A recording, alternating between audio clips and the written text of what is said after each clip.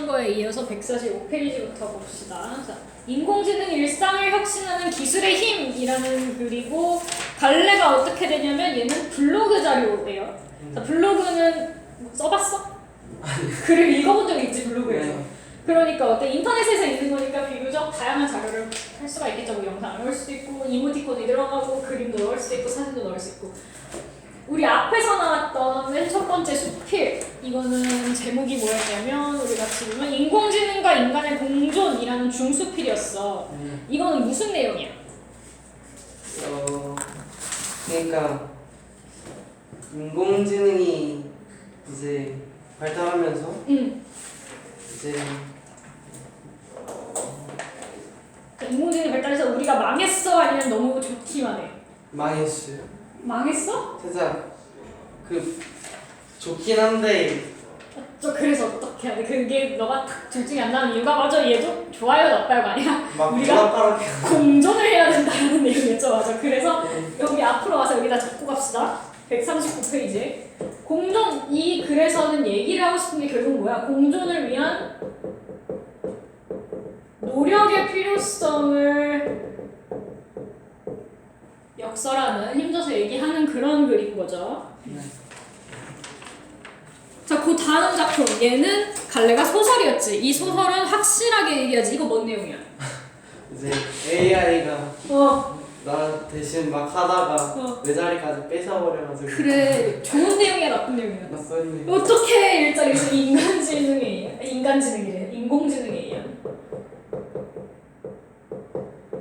뭐야? 인간 소외에 대한 이야기죠.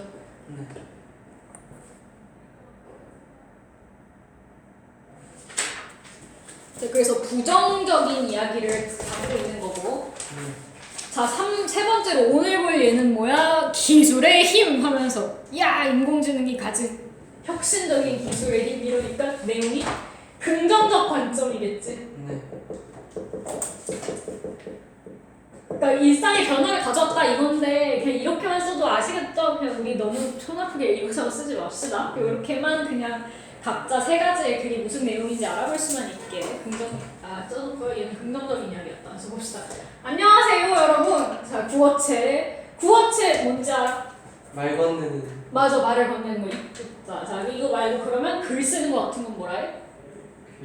그걸 문자 써서 문어체라고 해. 옥토퍼스 문어 아니고 문어체야. 자, 구어체를 사용해서 이 직접 이야기하는 느낌을 줬고, 그 다음에 인공지능은 인지예요. 뭐 그 별명을 썼어요. 뭐 진짜 이름이 인지는 아닐 거예요. 그리고 이모티콘을 썼다. 사실 눈이 있으면 우리 다 알 수 있는 내용들이긴 하죠. 고등학교 1학년 학생들이라면 이 정도의 사고는 다 됐어. 오늘 수수께끼를 시작해볼게요. 이러면 훨씬 흥미가 유발이 되겠죠. 그래서 자, 무엇무엇이 그린 그림이 미국의 한 주립 박람회 미술대회에서 우승을 차지했다. 과연 여기 무엇무엇에 들어갈 말은 무엇일까요? 네, 바로 인공지능이에요. 지가 묻고 자기가 답하는 자문자 답하고 있고. 거짓말 같다고요? 아래에 관련 기사를 확인해보세요. 아마 깜짝 놀랄 거예요 하면서 정답의 근거를 기사로 제시를 하고 있죠. 그래서 이 기사 링크를 줬어. 만약에 이게 블로그 글이 아니라 이렇게 그냥 진짜 프린트된 글이면 이렇게 주면 기사를 볼 수가 없잖아. 블로그 글이면 어때? 링크니까 얘를 누르면 나중에 이 페이지로 가겠지. 그럼 진짜로 이런 기사가 있네 라고 인식을 할 수, 그러니까 확인을 할 수 있기 때문에 이런 것도 블로그의 특징이라고 볼 수 있는 거죠. 그래서 세 가지 나왔지. 별명 쓰는 거 나왔고 이모티콘 쓰고 뭐 링크 같은 거 다양한 자료를 첨부할 수 있다. 자, 인공지능이 빠르게 발전하고 있고 그 능력이 대단하다는 것은 익히 알고 있었지만 이렇게 상을 받을 정도의 그림을 만들어내기까지 한다니 참 놀랍지요. 서리적 표현. 자, 그냥 묻는 거야. 서리는 그냥 질문하는 형식이 있고 서리가 있어. 서리는 질문하는 게 맞긴 해. 근데 서리는 뭐야? 답 정해져 있는. 맞아. 그거 잘 알고 있네. 답이 이미 있어. 그거죠. 그래서 이렇게 독자의 관심을 유발하고 있고요. 이뿐만 아니라 생성형 인공지능의 발전도 우리 일상을 빠르게 변화시켜주고 있어요. 대화 상대가 되어주는 것은 물론 어려운 수학 문제도 척척 풀어주고 코딩도 해주고 심오한 철학적 질문에도 답해주는 것을 보면 참 똑똑하고 다재다능한 친구가 옆에 있는 느낌이 들지 않나요? 자, 인공지능을 똑똑하고 다재다능한 친구에 비유하고 있고 자, 사실 이끌 수 있어도 생성형 인공지능에 도움을 받았답니다. 생성형 인공지능 뭐야? 챗GPT. 맞아. 그냥 AI라기보다는 맞아 AI 맞는데 그 중에서도 조금 더 구체적으로 생성형 인공지능이 있는 거죠. 이제 뭐 챗GPT 같은 거. 자, 인공지능은 우리가 생각하는 것보다 훨씬 더 많은 영역에서 긍정적인 변화를 이끌어내고 있어요. 자, 긍정적인 변화에 대해서 이제 앞으로 나오겠네. 뭐 있는지 봅시다. 인공지능은 우리에게 취향에 맞는 음악이나 영화, 책을 추천해주죠. 그치. 어떻게? 넷플릭스 혹시 써? 집에서? 아니. 아빠는 보는데 저는 너는 너의 계정도 아직 못 만들잖아. 네. 선생님이 알기로는 19세부터 쓸 수 있다고 알고 있는데 계정을 만드는 게? 모르겠다. 아무튼 근데 들어가면 선생님이 이제 지금은 넷플릭스 잠깐 구독을 끊었는데 아무튼 들어가면 있네요. 이제 이지영님의 좋아하실 만한 것들이에요. 그래서 예를 들어 선생님이 예전에 부산행을 봤어. 네. 그러면 이 사람은 한국의 좀비 영화를 좋아하네? 그럼 막 비슷한 마동석 나오는 한국 영화를 쫙 추천해주기도 하고 아니면 좀비 영화를 막 추천해주기도 하고 막 이러잖아. 이런 것들이 다 뭐야? 알고리즘이 인공지능이 이런 영화를 보는 사람은 이런 드라마를 좋아할 것 같다라고 추천해주는 거죠. 책도 그런 거 같고 사고 싶었던 물건을 추천해주기도 하고요. 옷 어디서 사니? 무엇이요? 엄마랑 같이 백화점 가서?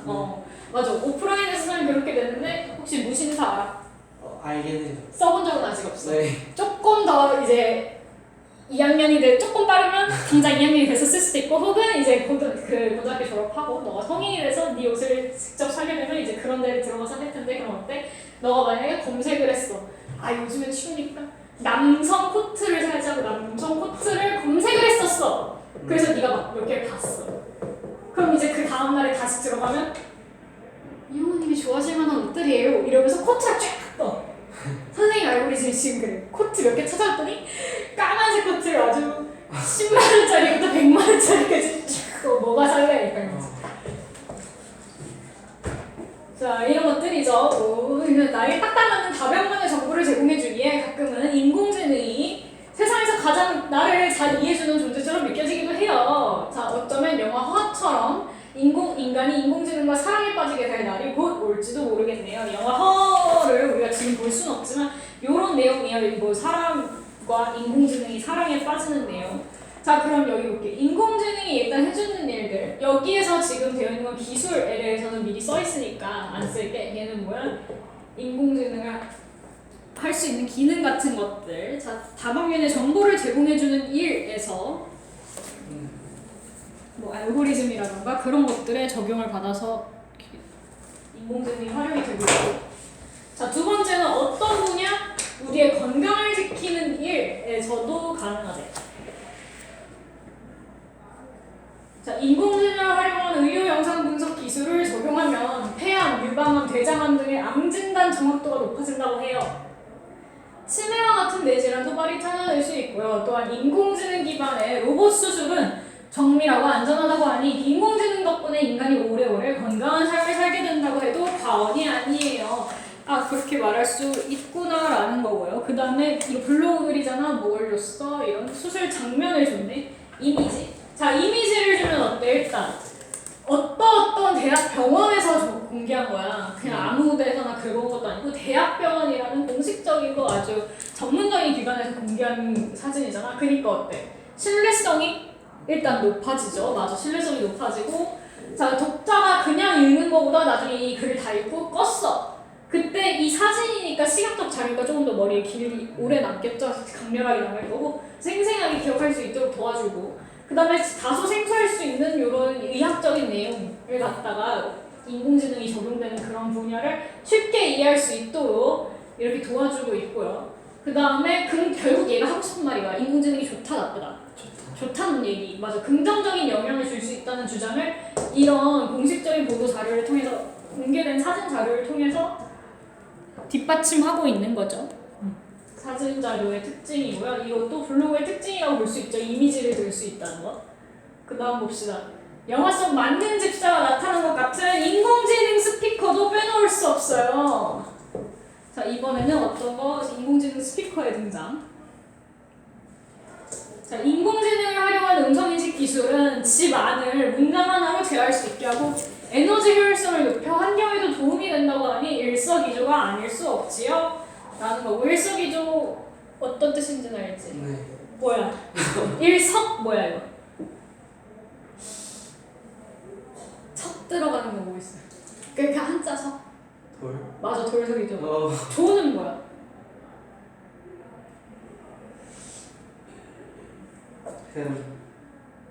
그 일석이조 원래 뜻은 알아?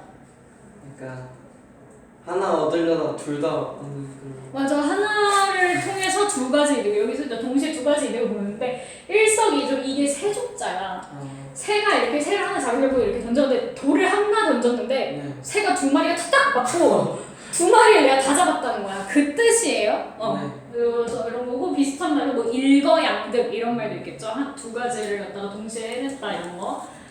그다음 자 인공지능 기술의 발전은 교육 분야에서도 큰 변화를 가져오고 있어요. 자 이번엔 어디 분야? 교육 분야.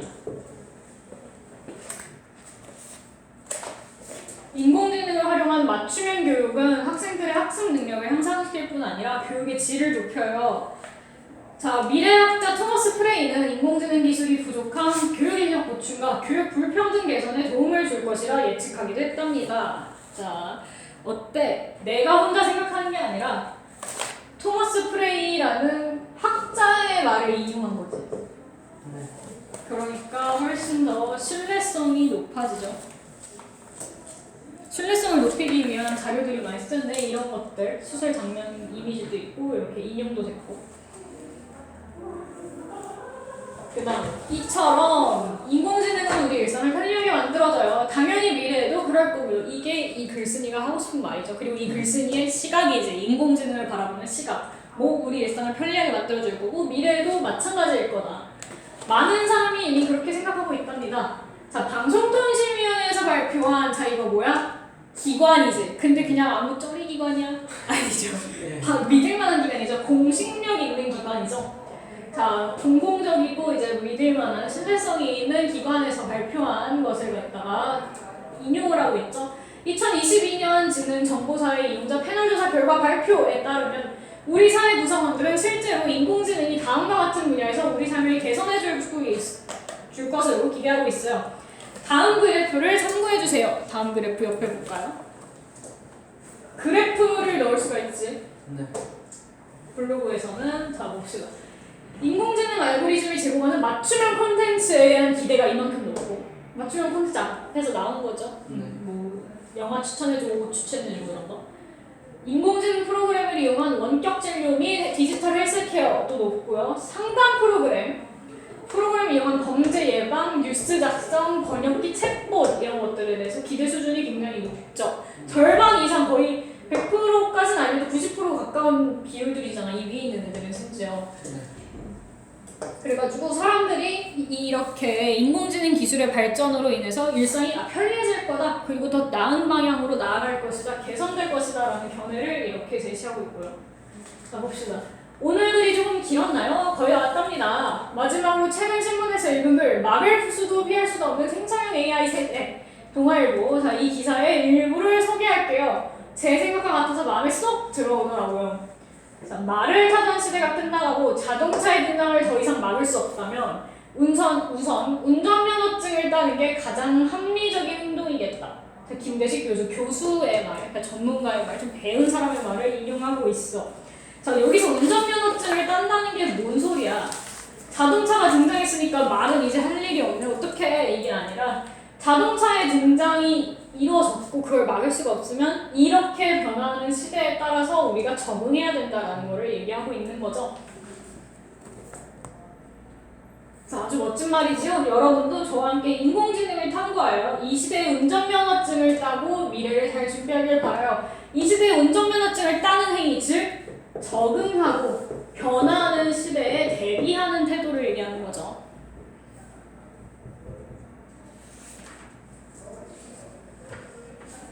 그리고 마지막으로 블로그에 보니까 샵 인공지능, 새로운 미래, 의료, 건강, 환경, 교육 이런 해시태그를 걸어놨는데 이런 거 걸어놓으면 어때? 이 해시태그 누르면 인공지능이라는 태그 걸어놓으면 다른 글들이 쫙 뜰 수도 있고 혹은 해시태그 인공지능으로 검색했을 때 이 글이 걸려서 검색이 같이 되겠죠? 뭐 이런 것들은 아실 거죠.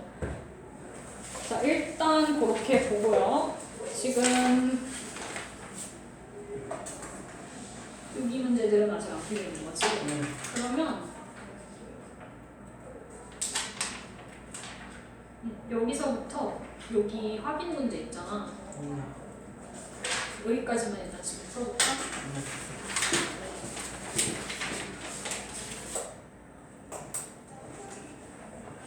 자, 일단 156쪽에 보면 핵심 정리 여기 있지. 요걸 일단 보면 얘는 협상을 위한 답안이니까 어떻게 하겠어? 싸우자는 거야? 싸우자는 거 아니죠? 내가 원하는 게 이게 있는데 너는 어떠니? 해서 우리 서로 이걸 좀 잘해볼까? 이거지. 막 그거 아닌데? 나는 못하겠는데? 야 이거 해! 그거 싫은데? 라고 하면 협상이 아니라 그냥 시비 터는 거겠죠? 싸우겠죠? 그러니까 성격이 당연히 어때? 서로 협력을 해서 문제를 해결하기 위한 일이잖아. 우리 둘이 싸워서 네가 맞네, 너가 맞네, 우리가 옳네 이게 아니라 같이 이 문제를 좀 해결을 잘 해봅시다. 이 때문에 당연히 협력하는 거고 당연히 그 문제를 해결하는 거기 때문에 글의 성격이 이렇게 나오는 거죠.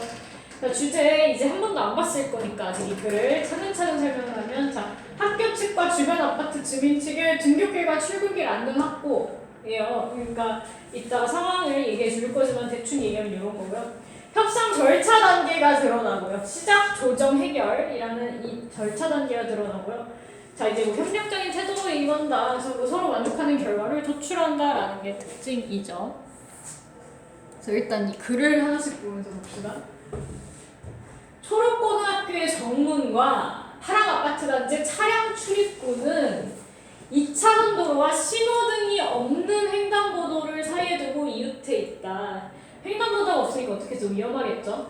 자, 이로 인해 출근하는 차량과 등교하는 학생들 간의 위험한 상황이 종종 발생한다. 차가 나오고요. 공공차가 나오고 애들도 여기로 막 가. 그러니까 서로 위험한 거죠. 학교 측, 그러니까 학생들 입장이겠죠. 학교 측은 학생들의 안전과 등교길이 위험한 학교라는 부정적인 평판이 우려되고 아파트 측도 주민들의 안전과 교통 여건이 좋지 않은 아파트라는 평가가 부담스러운 상황이다. 자, 이를 해결하기 위해 만났다. 자, 시작 단계를 봐야겠죠, 이제. 아까는 배경 설명이고 시작 단계에서는 뭘 해야 돼? 일단 이 갈등이 왜 일어났는지 우리가 알아야 거기에 대해서 분석을 하고 얘기를 할 수 있겠죠. 그 다음에 어때? 니는 어떻게 생각해? 나는 어떻게 생각해? 기본 입장을 주고 받아야 되고 그 다음에 우리가 이걸 협상을 할 수 있을까라는 이게 이 사람들이 좀 말이 통할 것 같은 인간들인가라는 것도 봐야 되고 이 문제가 해결이 될 것 같은지 봐야겠죠. 봅시다. 학교 측에서 안녕하세요. 전화로만 말씀을 나누다가 이렇게 만나게 되어 반갑습니다. 실제로 만나는 건 처음이고 이전에는 전화로는 얘기를 했었나 봐. 왜 얻었을까? 그 일단 책으로 봐. 이렇게 만나게 되어 반갑습니다. 오늘 대화를 통해서 서로에게 도움이 되는 좋은 결과가 있기를 바랍니다. 자, 좋은 결과가 있기를 바랍니다라고 하면서 이제 협상이 잘 됐으면 좋겠다라는 얘기를 하는 거죠. 그다음 반갑습니다. 안전을 위한 일이니 충분히 대화로 조율되리라 생각합니다. 협상 가능성 우리도 가능할 것 같아라고 보고 있는 거고요. 네, 그럼 학교 입장부터 말씀드리겠습니다. 등굣길과 아파트 차량 출입구가 인접해 있다 보니 인접하다는 거 가깝다는 거죠. 있다는 거. 자, 이거 깜빡거리네 지금요.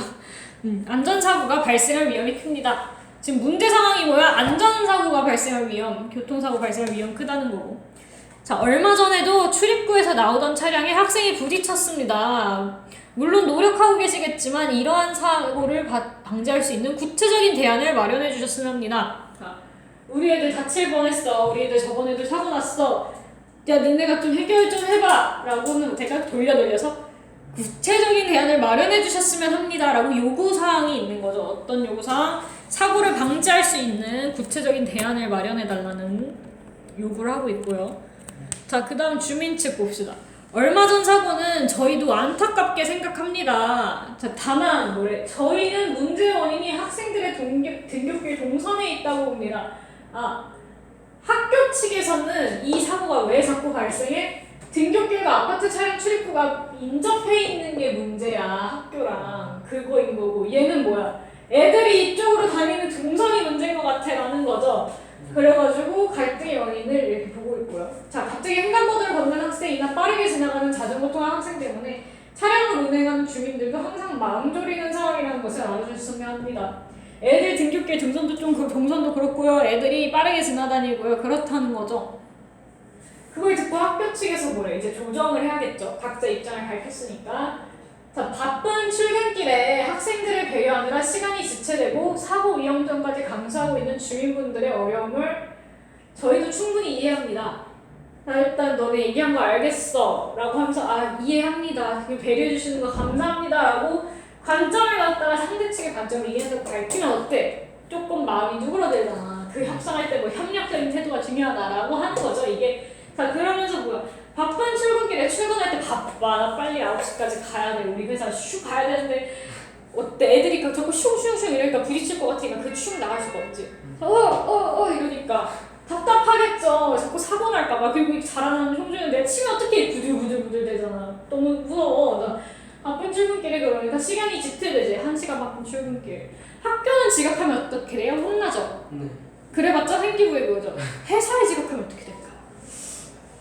회사에 지각하면 문제가 생기죠. 당연히 사장님한테 혼나고 끝나? 과연 지체되고 사고 형성까지 감수하고 있는 어려움이라는 거죠. 그래가지고 너네 어려운 거 알겠어 이해해 라고 하고 있고요. 그 다음에 하지만 전교생의 절반이 넘는 학생들이 등교하려고 아파트 단지 앞에서 차량을 피해 신호등도 없는 건널목을 건너는 상황이라 안전지도가 쉽지 않습니다.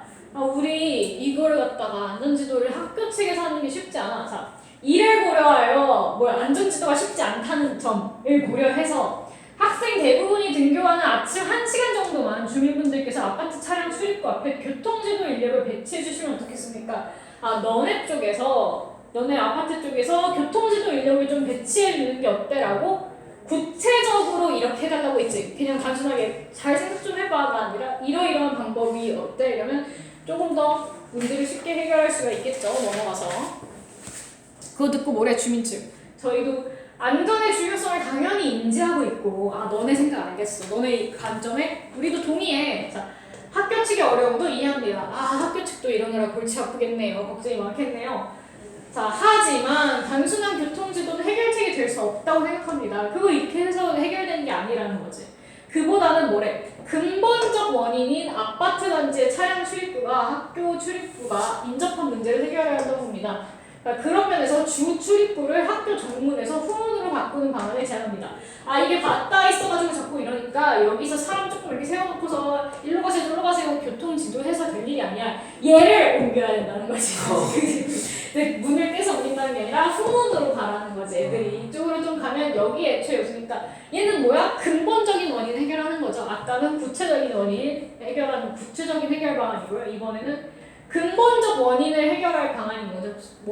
학교와 아파트 그쪽이 맞닿아 있다는 거. 방안을 제안합니다. 그래서 학교 측에서 알겠어. 제안하신 취지는 이해합니다만 그렇게 해서 근본적인 원인을 없앰으로써 갈등을 좀 없애보고 사고 위험을 줄이자는 건 알겠어. 근데 현실적으로 받아들이기 어렵습니다. 이해합니다만 현실적으로 받아들이기 없다니까 조금 더 상대방을 배려하는 말하기인 거는 알 수 있겠죠. 당연히. 그래서 제안합니다. 그건 좀 어려운데요? 싫은데요? 라고 하는 게 아니잖아. 주 출입구를 옮기면 많은 학생들이 지금보다 최소 5분 이상 걸어야 하므로 학생들의 불편과 혼란이 커질 것이기 때문입니다. 이렇게 나왔어. 자, 어때? 우리 이러이러한 이유가 있다라고 뒷받침을 해서 이야기를 하고 있으니까 근거를 갖다가 현실적인 문제에 대해서 근거를 들고 있으니까 조금 더 제안을 거절당한 입장에서도 이유가 있구나 이렇게 되는 거죠. 좀 물론 그렇겠지요. 하지만 약간 불편하더라도 안전을 확실히 담보할 수 있다면 감수할 만하지 않습니까? 혹시 여기 모르는 단어 있어? 없지? 물론 그렇겠지요. 하지만 약간 불편하더라도 안전을 확실히 담보할 수 있다면 감수할 만하지 않겠습니까? 그래도 그 불편하더라도 그거 조금 돌아가지고 가면 애들이 더 안전할 텐데 라는 거죠. 학교 측에서 일리가 있는 말씀입니다만 네 맛도 맞긴 한데 대다수의 학생이 불편을 겪어야 한다는 점이 걸립니다.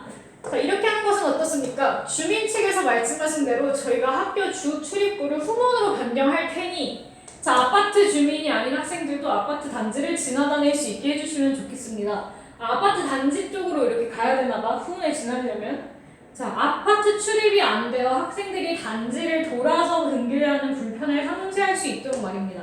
아, 이렇게 있어서 여기 뭐 정문이라 치고 여기 후문이라 칩시다. 근데 뭐 여기 아파트 단지가 있나봐. 네. 만약에 해서 이렇게 갔을 때 여기까지 갈 때 뭐 아파트 출입이 안 되면 단지가 뭐 이렇게 돌아가야 되는데 출입이 되면 가면 되니까 애들이 그나마 좀 덜 걸을 수 있다는 거지. 뭐야? 우리가 니네 말하는 대로 애들이 조금 불편하더라도 후문으로 옮길 테니까 너네 여기 열어줘. 라는 거지. 자, 아파트 북출입구가 학교 후문과 바로 이어지기 때문에 돌아가는 것보다 가까워 학생들은 큰 불만 없이 이를 받아들일 것이라고 봅니다. 아, 얘네가 주민 측의 제안을 수용해서 한 발 물러나갔지 학교에서. 그런 대신 뭔가를 이걸 해줄 테니까 다른 요구를 들어줘 라고 요구사항을 제시하고 있죠. 주민 측 뭐래? 좋은 의견이긴 하지만 단지 내 학생 출입을 쉽게 결정하기가 어렵습니다. 애들이 여기서 학교 측에서 그렇게 열어줘 단지를 했는데 어렵다고 하는 거죠. 왜 제안 거절해? 학교 측 물론 작년에 외부인 출입으로 발생한 사건 때문에 조심스러워진 것은 이해합니다. 뭐 여기 제시는 안 돼 있죠? 작년에 뭐 외부인이 들어왔다가 사고가 있었나봐. 학교 측에서도 알고 있고 동네여서. 아, 그래서 그런 것 때문에 조심스러운 거 이해합니다. 상대방의 처지에 공감하죠. 그 관점을 이해한다고 내가 얘기해. 그러니까 어때? 조금 상대방도 마음이 내 말을 좀 들어주네 이렇게 되겠죠. 자, 하지만 서로의 문제를 해결하기 위한 것이니 고려를 부탁드립니다. 이해는 하는데 야, 좀만 잘 생각해봐 이거잖아. 상세 개방이 어렵다면 맨날 열어두는 게 혹시 문제가 생길까봐 어렵다면 등교 시간 1시간만이라도 개방하면 어떻겠습니까? 하교 시간에는 차량이 많지 않으니 원래 학교 주출입구인 정문을 개방하고요. 이렇게 하면 양측 모두 안전을 확보할 수 있지 않겠습니까? 아, 하교 시간에는 정문 그대로 쓰고 등교 시간에만 출근하는 차량이랑 애들 등교하는 거랑 겹치니까 좀 1시간 개방해주고 우리도 후문으로 옮겨주겠다라는 거지. 모두 확보할 수 있지 않겠습니까? 아, 우리 모두 다 양측한테 좋다라는 얘기하는 거죠. 자, 좋습니다. 그래, 수용했어. 그 정도라면 주민들의 동의를 얻을 수 있을 겁니다. 1시간 정도 여는 거는. 다만 학생들이 단지 내에서 지나친 소란행위를 하지 않도록 학교에서 지도해 주시기를 부탁드립니다. 애들 학교하면서 등교하면서 이러면서 가면 시끄럽죠. 이러면서 시끄러워 이렇게 되니까 그거 너네 대안 수용하는 거 우리가 해줄 테니까 수용해줄 테니까 대신 너네는 또 애들 좀 조용히 시켜. 지도 좀 해. 라는 거죠. 그리고 뭐래? 자전거 이용 시 안전수칙을 준수한다는 점을 강조해 주시고요. 도로에서 막 인도에서 막 자전거 타고 슉 하니까 아이고 위험하니까 그런 것 좀 애들 잘 지도해 달라는 거죠. 네, 저희도 충분히 공감하는 내용입니다. 공감하고 있죠. 어때? 지금까지 보면 내용들이 다 네 말 아닌데? 네 말 아닌데? 내 말이 맞는데가 아니라 서로 입장 이해합니다. 그렇지만 그러니까 나중에 끝에서 거절을 하더라도 아무튼 이해한다고 하고 감사하다고 하고 공감한다고 하잖아. 그런 말하기를 하고 있는 것들이 두드러지는 지금 협상 담화 상황이고요. 말씀하신 부분은 학생들에게 지속적으로 지도하고 학교 차원에서 상시로 교회 지도도 실시하겠습니다. 덧붙여서 한 가지 제안드릴 것이 있습니다. 자, 이번 기회에 학교와 단지 사이 건널북에 신호등을 설치하는 것에 대한 주민 동의를 모아줬으면 합니다. 또 다른 제안을 하고 있네. 자, 학생들뿐 아니라 주민들의 안전을 위해서도 해당 위치에 신호등이 꼭 필요하다고 생각합니다.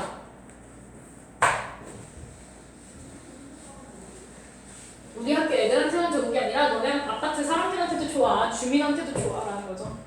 학교와 주민들의 많은 요청이 있다면 관련 기관을 설득하기가 훨씬 수월하리라고 봅니다. 아, 신호등을 설치하려고 하는데 학교 측에서만 하면 머릿수가 딸리니까 주민 측에서도 하면 조금 더 예를 들어서 여기 동네는 기후구청에다가 신고를 할 수도 있을 거고 유민시청에 갈 수도 있을 거고 이렇잖아. 좀 더 설득하기가 수월할 거라는 거죠. 자, 주민 측에서 그래서 알겠습니다. 저희도 주민 동의를 모아 신호등 설치에 힘을 보태겠습니다. 제안을 수용하고 있고요. 마지막으로 한 가지 더 요청합니다. 또 그러는데 나도 할 말 있어. 요청할 그것 때문은 아니더라도 요청한 때문에 아침에 차량으로 학생들 찾아주시는 보호자들께서 도로변에 정차하시는 경우가 많은데요. 아, 그렇지. 여기 옆에 막 세우는 거지. 이 때문에 인근 도로가 혼잡합니다. 자, 차량 운행이 지연되는 것은 물론이고 위험하기도 하니 학교 주변의 차량 정차는 불가하다고 보호자들께 안내해 주십시오. 아, 추가 제안으로 여기서 뭐래? 차 세우지 말라고 안내해달래. 학교 측은 당연히 주의해야 되는 일이야. 네가 말한 거. 그렇지만 일시정차 자체가 불법이 아니다 보니 강제하기가 어렵습니다. 불법이면 그러면 불법행위라서 아닙니다. 근데 야 나라에서도 법으로 딱히 막지 않는 걸 갖다가 감히 학교에서 뭐라고 학부모들한테 거기다 세우지 마세요라고 강제할 수는 없다는 거지. 강제하기가 어렵다. 그렇지만 뭐래 그 대신에 학부모와 논의하여 단지 쪽 차량 출입구를 지나 차량 통행이 적은 곳에서 정차하도록 안내하겠습니다. 이쪽이 아니라 저쪽에 해달라고 안내 정도는 우리가 해달라는 거죠. 그래서 거절했지 제안을. 그러니까 그거에 대한 대안을 제시를 해주는 거죠. 그러니까 이 전체적인 앞에서부터 다 말해봤을 때 어때?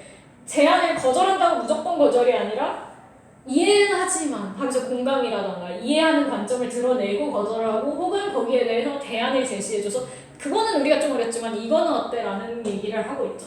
그러니까 어때? 그렇게 해석하면 문제 상황이 어느 정도 해소가 되겠군요. 고맙습니다. 아, 해결책을 이렇게 내려고 하는 거지. 그래서 해결 단계 마지막 부분. 지금까지 얘기한 내용을 정리해서 해결책으로 딱 마무리를 해야겠죠. 자, 학교 측에서 정리를 하네요. 그럼 합의한 내용을 정리해보겠습니다. 마무리하고 있죠.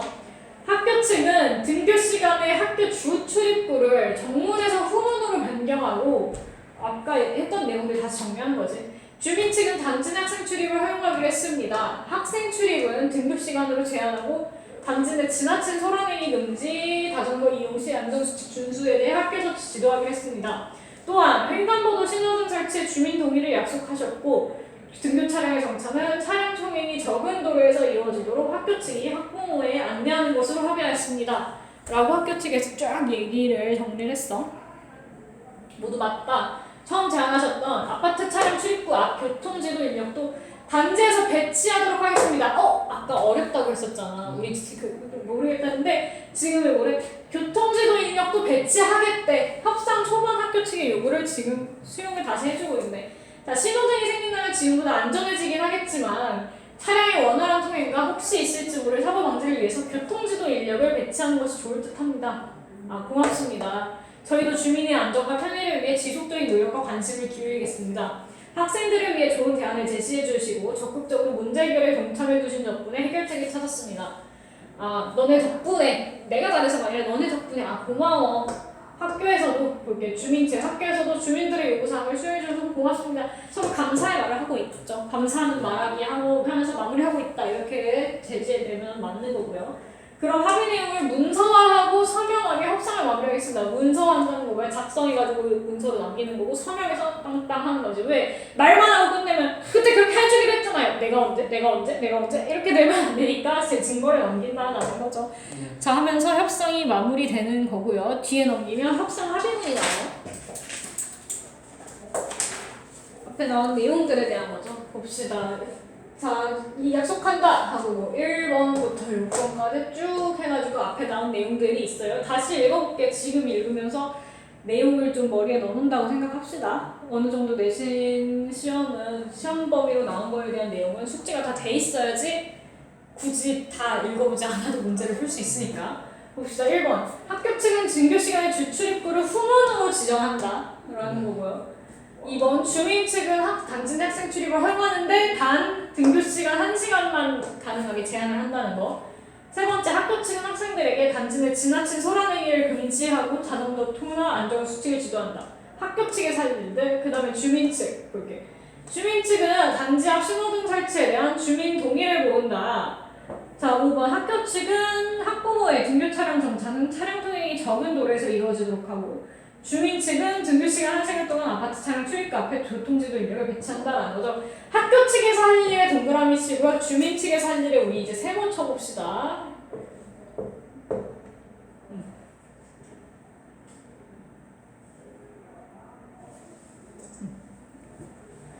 자, 그래서 밑으로 넘어가서 협상의 개념과 중요성을 볼게요. 자, 협상이 뭔지 나오죠. 협상이란 개인이나 집단 사이의 이익과 주장이 달라 갈등이 생길 때 치고받고 싸우기 위해서 하는 게 아니라 여기 뭐래? 이를 해결하기 위해 타협하고 조정하여 서로 만족할 만한 해결 방법을 찾아가는 의사소통 방법이자 공동의 의사결정 과정이다. 자, 갈등 상황에서 타협, 조정, 서로 만족할 만한 해결 방법 찾아가는 거야.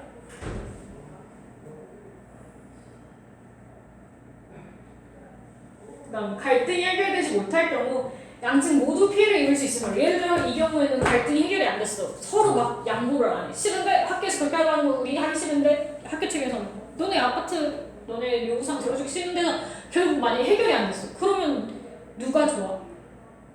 그렇게 기싸움을 해서 좋은 책이 생겨도 누가 이기는 문제가 아니죠. 맞아. 둘 다 안 좋죠. 애들은 계속 위험할 거고 주민들도 계속 마음을 졸여야 되는 거잖아. 그래서 그 중요성이 크다. 협상에 대한 이해와 실행을 통해 개인 또는 집단의 갈등을 문제 해결할 수 있겠죠. 그 다음에 필요한 상황 봅시다. 자, 협상은 개인이나 집단의 이해관계가 걸린 문제로 갈등하는 상황에서 필요하다. 뭐 이런 것들. 1일 체험학습 장소 선정은 잘 에버랜드 갈래, 한국민속촌 갈래, 아니면 저기 등산할래. 에버랜드요. 에버랜드 당연히 에버랜드겠죠. 그러면 자. 학교 유휴 공간을 마을 자치 문화센터 공간으로 활용하는 사람, 유휴 공간, 남는 공간 얘기해. 뭐 빈 교실, 빈 복도 이런 것들. 자, 일상의 여러 갈등 상황에서 활동할 수 있다는 거. 그 다음에 진행 절차 봅시다. 나머지는 다 알았지. 절차는 좀 알았지. 자, 시작 단계. 갈등의 원인 분석하는 거랑 기본 입장 확인이랑 문제 결사 가능성 확인하는 거. 자, 조정 단계에서는 쟁점을 중심으로 상대 측의 처지와 관점 이해, 그 다음에 구체적 제안을 상호 검토, 입장차 줄여나가기.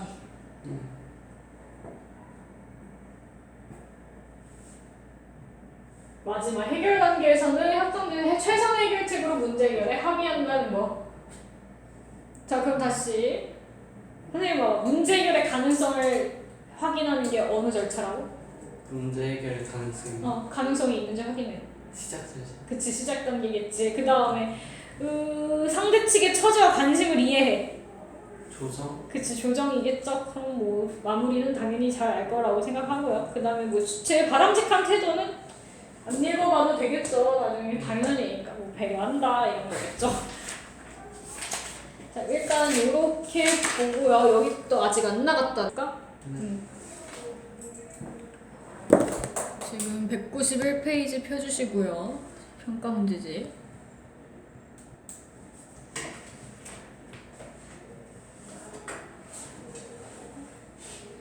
갈래가 얘는 중수필이네요.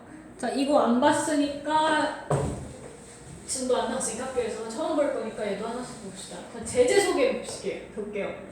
기후변화는 정말 위기인가요?는 자, 온실가스 배출로 인해 지구 평균 온도가 오르면서 발생한 다양한 기상 이변에 관해 설명하고 기후위기 문제를 지적하는 글이다 라는 거고요. 그러니까 비판적인 시각이 나타나겠죠? 네.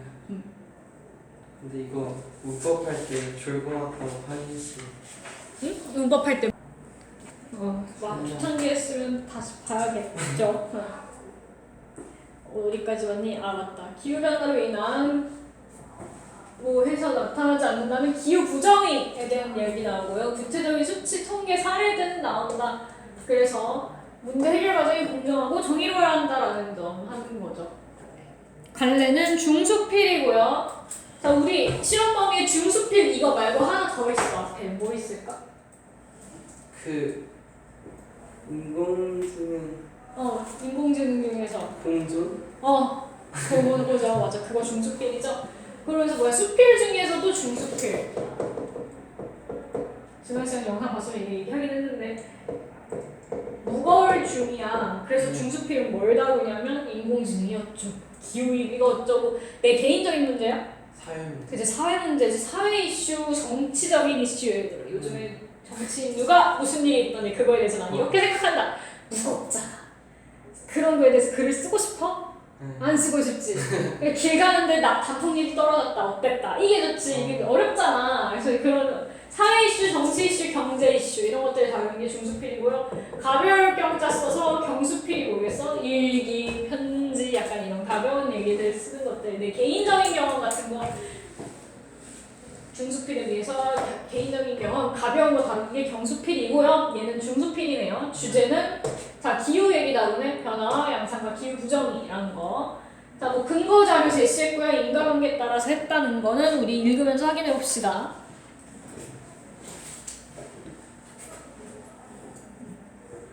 기후변화는 정말 위기인가요? 자, 기후변화의 과정과 영향은 연결돼 있어요. 봅시다. 자, 처음 부분 온실가스예요. 온실가스가 뭐래? 지구 대기를 오염시켜 온실효과를 일으키는 가스를 통틀어 이르는 말. 우리 지구를 덥게 만드는 것들. 지구 평균 온도가 오르면, 그러니까 지구온난화 얘기하는 거죠. 폭염이 발생하는 빈도와 폭염의 지속 기간이 증가합니다. 자, 이는 단순히 폭염, 한파와 같은 기상 이변에 그치지 않습니다. 일단 온도가 오르면 이렇게 된다. 원인과 결과, 땡땡 관계, 뭐라 해? 인과관계라죠. 알죠? 인과관계를 드러내서 얘기하고 있고요. 이는 단순히 기상이변에 그치지 않는다. 뭐해? 지구의 생태계는 매우 복잡한 구조로 얽힌 채 균형을 유지하기 때문에 한 곳에 문제가 생기면 그 여파는 다양한 곳에서 나타날 수 있습니다. 단순히 이렇게 되는 게 문제가 아니라 지구 영향은 다 연결되어 있기 때문에 다양한 곳에서 나타날 수 있다는 복잡한 양상에 대해서 얘기를 하고 있고요. 그다음 최근에 일어난 재난들만 살펴봐도 재난과 재난이 서로 연결되어 있음을 알 수 있습니다. 한 곳에서 재난 문제가 일어나면 그거에 대한 영향이 여파가 다른 곳에서 같이 터진다는 거죠. 2020년은 세계적으로 가장 뜨거운 해였고 기억나? 모르겠다. 선생님은 매년 여름이 너무 덥다. 선생님 올해 여름도 너무 더웠어. 북극권의 기온이 섭씨 38도까지 올라갔습니다. 북극은 원래 북극곰 살고 추운 곳인데 이렇게 올라가면 어떡해. 북극의 온도가 높아지면서 차가운 공기 덩어리가 북극만 더워지는 게 끝이 아니라 그대로 북아메리카로 내려와 미국 텍사스주에 이례적 한파가 시작되었습니다. 우리 세계 지도를 보면 좀 이상하지만 아시아가 이렇게 있고요, 한국이 있고요, 일본이 있을 거고, 유럽 이렇게 있겠죠. 요 밑에 얘는 누구야? 이렇게 그리면 어려운 거 아니지? 이렇게 생긴 거 여기 유럽 밑에 아프리카 있고요, 이 아시아 있고요, 여기에 맞아, 여기에 그 호주 있는 그 오세아니아 있고요, 여기가 아메리카 대륙이 있는 거죠. 북아메리카, 남아메리카 있을 거고, 그리고 여기가 북극, 남극이잖아. 자, 여기서 어때? 여기에 원래 차가운 공기가 있는데 올라가면서 차가운 공기 덩어리가 어떻게? 그대로 북아메리카로 내려왔대. 여기 있던 차가운 공기가 내려오니까 얘네들에 있던 미국 텍사스주에 이례적인 한파, 엄청 추웠다는 거죠. 자, 갑작스러운 폭설과 한파로 전기까지 끊겨 400만 명의 피해를 겪고. 북극은 원래 추운 곳이잖아. 원래 추운 곳에 계속 추워. 문제가 크게 발생하지 않아. 왜냐면 추위에 대한 대비가 다 돼 있으니까. 근데 이 정도로 춥지 않은데 갑자기 눈이 엄청 내리고 갑자기 엄청 추워. 이러면 당연히 생각보다 너무 피해가 크겠죠. 이렇게 눈이 많이 올 줄 몰랐는데가 되는 거죠. 그래서 210명이 추위로 목숨을 잃었습니다. 재난과 재난이 서로 연결되어 있는 거죠. 여기에 일어난 기온 상승이라는 재난과 여기에 일어난 한파라는 재난이 사실 연결이 되어 있었다는 거.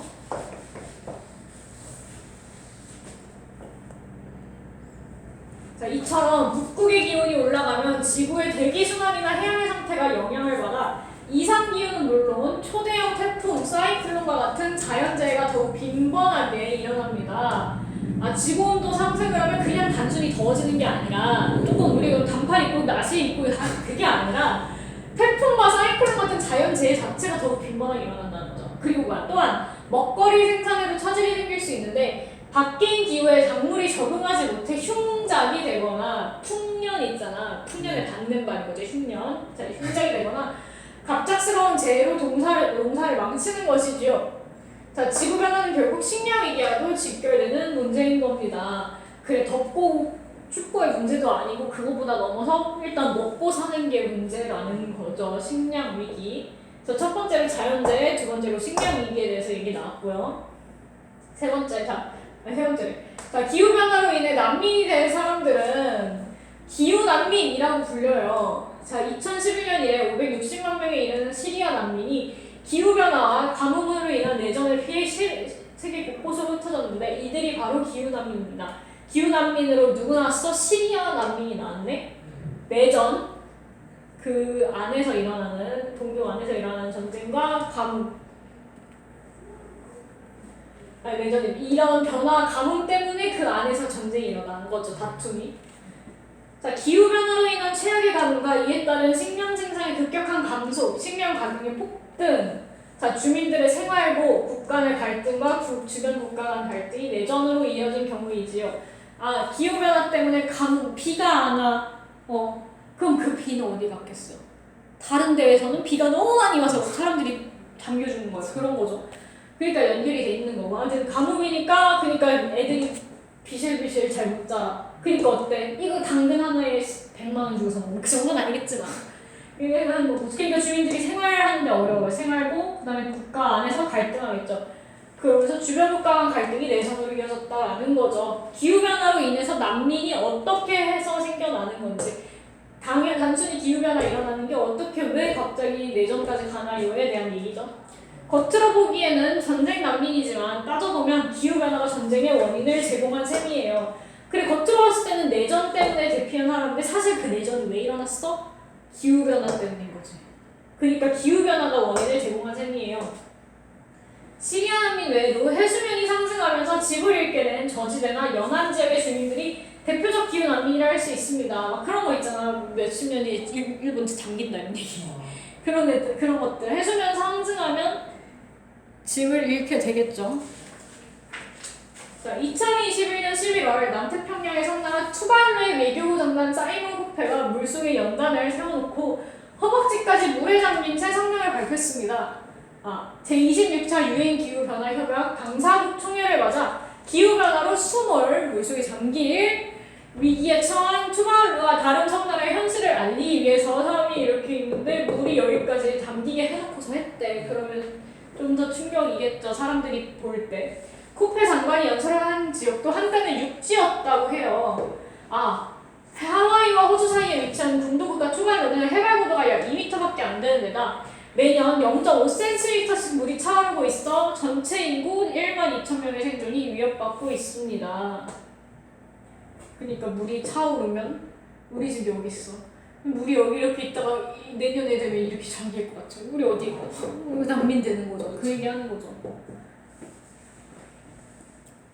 그래서 아까